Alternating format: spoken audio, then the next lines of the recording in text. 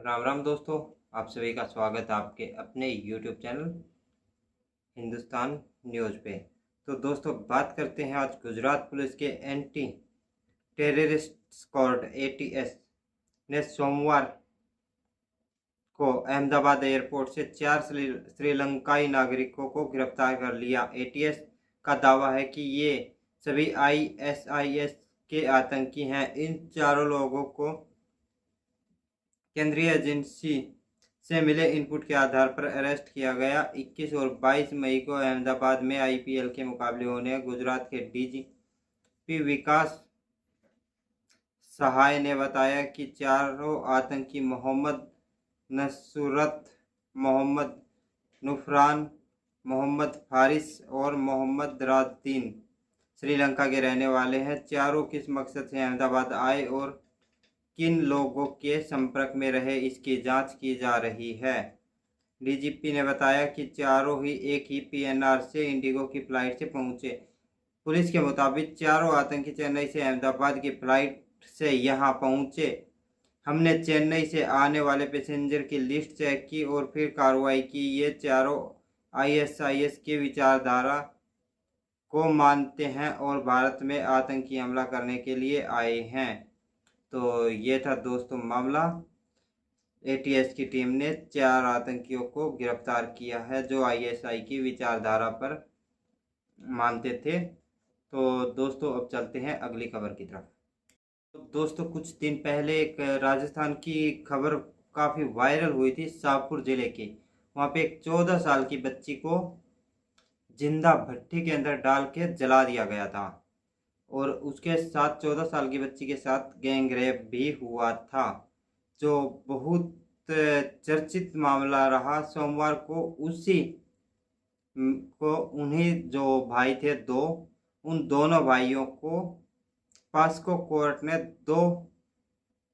फैसला सुनाया, जिसमें दोनों दोषी कालू और कान्हा को मौत की सजा दी है। जज ने इस मामले को रेयरेस्ट ऑफ द रेयर माना है। इससे पहले शनिवार 28 मई को भीलवाड़ा पास्को कोर्ट ने कालू और कान्हा को दोषी करार दिया था, जबकि 7 आरोपियों को बरी कर दिया था। कोर्ट ने फैसला सोमवार तक के लिए सुरक्षित रख लिया था। इसके आज सुनवाई के दौरान कोर्ट ने पीड़ित के माता पिता भी मौजूद थे। फैसला सुनाकर पीड़ित की मां ने कहा कि आज हमें न्याय मिल गया है। जिन 7 आरोपियों को बरी किया है उनमें दोनों दोषियों की पत्नी, मां, बहन और अन्य शामिल हैं। तो दोस्तों, ये था राजस्थान का मामला, जहां पे 14 साल की बच्ची के साथ रेप हुआ था और उसको एक भट्टी के अंदर डाल के जिंदा जला दिया गया था। जब ये खबर कब सामने आई तो उस टाइम पे जो एक पैर में पहनने वाला हील होती है, उसके आधार पर उस बच्ची की पहचान हुई थी और उसका पता चला था कि इस बच्ची क्या यहाँ पे जिंदा जला दिया गया है। तो दोस्तों, अब चलते हैं अगली खबर की तरफ। दोस्तों, आप सबको याद ही है कोविड की जो वैक्सीन थी, कोवैक्सीन और कोविशील्ड, इन दोनों को सर्टिफिकेट की बातें सामने आ रही थी। आईसीएमआर ने कहा है कि जो कोवैक्सीन के सर्टिफिकेट वाली रिसर्च है वो गलत है। कहा, रिसर्च पेपर से हमारा नाम हटाया जाए, हमने स्टडी के लिए कोई मदद नहीं दी है।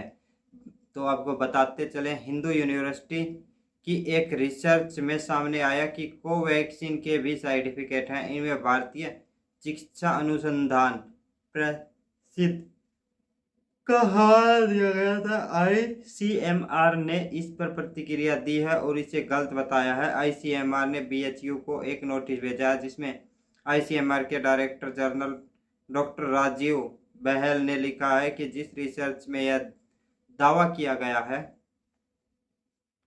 है कि अध्ययन में वैक्सीन ले वाले लोगों पर गंभीर साइड इफेक्ट देखे गए हैं, वह रिसर्च पूरी तरह से भ्रामक और गलत तथ्यों पर आधारित है। इसका आईसीएमआर से कोई लेना देना नहीं। आईसीएमआर ने इसके लिए कोई मदद नहीं दी। रिसर्च पेपर से आईसीएमआर का नाम हटाया जाए और एक माफीनामा छापा जाए। तो दोस्तों, ये था मामला। अब चलते हैं अगली खबर की तरफ। अब प्रधानमंत्री नरेंद्र मोदी की, उन्होंने सोमवार को उड़ीसा के ढंकानाल और कटक और पश्चिम बंगाल में जनसभाएं की। पीएम ने कटक में कहा, उड़ीसा में 10 जून को बीजेपी का पहला सीएम शपथ लेगा। यह तय है कि तीसरी बार मोदी की सरकार दिल्ली में शपथ लेगी, यह भी तय है। इससे पहले जनसभाओं में उन्होंने कहा था उड़ीसा की कि बीजेडी सरकार पूरी तरह से भ्रष्टाचारियों के कब्जे में है। मुट्ठी भर भ्रष्टाचारी मुख्यमंत्री आवास और कार्यालय पर कब्जा करके बैठ गए हैं। बीजेडी के छोटे छोटे नेता भी करोड़ों के मालिक बन गए हैं। दोनों जनसभाओं से पहले पीएम मोदी और उन्होंने जगन्नाथ मंदिर में दर्शन करने के बाद रोड शो किया। इस दौरान पुरी से भाजपा उम्मीदवार संबित पात्रा भी उनके साथ थे। उड़ीसा के ढोकानाल और पुरी और कटक में 25 मई को लोकसभा चुनाव के लिए वोटिंग होनी है। उड़ीसा के विधानसभा चुनाव में लोकसभा चुनाव के साथ ही हो रहे हैं। सोमवार को दूसरे फेज में 35वीं सभा सीटों के लिए वोटिंग हो रही है। इसके बाद 25 मई और 1 जून को 42 सीटों पर मतदान होगा। तो दोस्तों ये उन्होंने बातें की। इसके साथ साथ पूरी रोड को ईरान के राष्ट्रपति इब्राहिम रईसी 63 साल और विदेश मंत्री हुसैन का हेलीकॉप्टर क्रैश में निधन हो गया। ईरान की सरकारी न्यूज एजेंसी IRNA ने सोमवार सुबह यह जानकारी दी। अजरबैजान से जान से लौटते समय उनका हेलीकॉप्टर रविवार शाम करीब 7 बजे लापता हो गया था। इस हेलीकॉप्टर में सवार सभी 9 लोग मारे गए। मध्य पूर्व एशिया के शिया बहुलक देश ईरान ने अपने 2 नेताओं को उस समय खोया है जब इजराइल के साथ उनके रिश्ते टकराव की सीमा तक बिगड़ गए हैं। वही अमेरिका ईरान के संबंधों में भी तनाव था। ऐसे में उपराष्ट्रपति मोहम्मद मुख्बेर को अंतरिम राष्ट्रपति बनाया गया है। ईरान के सर्वोच्च धार्मिक नेता अयतुल्ला खामेनी ने सोमवार को यह ऐलान कर दिया है। तो दोस्तों इसके साथ साथ आपको बताते चले, ईरान में 5 दिन का राष्ट्रीय शोक भी मनाया जाएगा, भारत ने भी ऐलान किया। दोस्तों ईरान के सर्वोच्च धार्मिक नेता अयतुल्ला ने राष्ट्रपति के रईसी की मौत पर देश में 5 दिन का राष्ट्रीय शोक का ऐलान किया। इधर भारत सरकार ने देश में 21 मई को 1 दिन का शोक की घोषणा की। इस दौरान राष्ट्रीय ध्वज को आधा झुकाया जाएगा। तो दोस्तों ये थी खबर ईरान की। अब चलते हैं अगली खबर की तरफ। हरियाणा गृह मंत्री अमित शाह ने हरियाणा में 2-3 जगह पे अपनी चुनावी रैलियां की।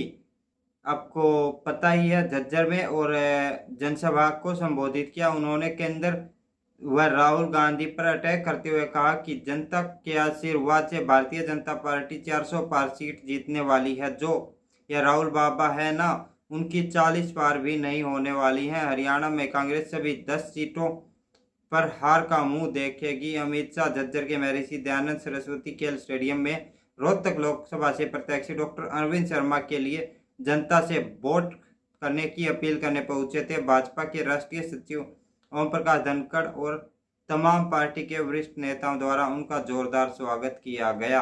तो दोस्तों आपको पता ही डॉक्टर अरविंद शर्मा का भी रोहतक के अंदर काले झंडों के साथ और विरोध किया जा चुका है और सवाल पूछे जा चुके रोहतक के अंदर कि जब आपका कार्यकाल था तो तब आप क्यों नहीं आए, अब आप वोट मांगने के टाइम पे हम सबके घरों के सामने आ गए हैं। उस टाइम पे कार्यकाल के टाइम पे आपने रोहतक में क्या किया। और बीच में एक रिपोर्ट भी आई थी, उस टाइम पे भी डॉक्टर अरविंद शर्मा का नाम आया था क्योंकि उन्होंने अपनी जो सांसद निधि है उसका सबसे कम हिस्सा ही यूज कर पाए। हरियाणा के कुरुक्षेत्र में रोडवेज के नए बस अड्डे पर वर्कशॉप में करंट लगने से एक कर्मचारी की मौत हो गई। कर्मचारी सुबह वर्कशॉप में नहाने लगा तो अचानक साइड में करंट आ गया। मृतक की शिनाख्त सोहन लाल उर्फ सोनू निवासी सावला के रूप में हुई है। वह हरियाणा रोजगार कौशल के तहत कुरुक्षेत्र रोडवेज में बतौर स्वीप पर तैनात था। घटना सुबह 8 बजे की बताई जा रही है। पुलिस ने शव को कब्जे में लेकर पोस्टमार्टम के लिए भेज दिया है। गहन अवस्था में पड़ा मिला शव। जानकारी के मुताबिक सोहनलाल वर्कशॉप में नहाने के लिए गया था। इसी दौरान शेड में करंट आ गया और करंट लगने से उसकी मौत हो गई। कुछ देर बाद अन्य कर्मी उस तरफ पानी लेने गए तो सोहनलाल अर्धनग्न जमीन पर पड़ा था, जिसकी सूचना उसने अन्य कर्मचारियों उसके परिजनों को दी। सूचना पर परिजन मौके पर पहुंचे और उसे निजी अस्पताल ले गए, जहां पे उसको मृत घोषित कर दिया। तो दोस्तों ये था मामला। आप लोगों को वीडियो कैसी लगी? अगर वीडियो अच्छी लगी हो तो वीडियो को लाइक करो, शेयर करो, चैनल को सब्सक्राइब करो। मिलते हैं नेक्स्ट वीडियो में, तब तक के लिए जय हिंद, वंदे मातरम, भारत माता की जय। जय श्री राम, हर हर महादेव।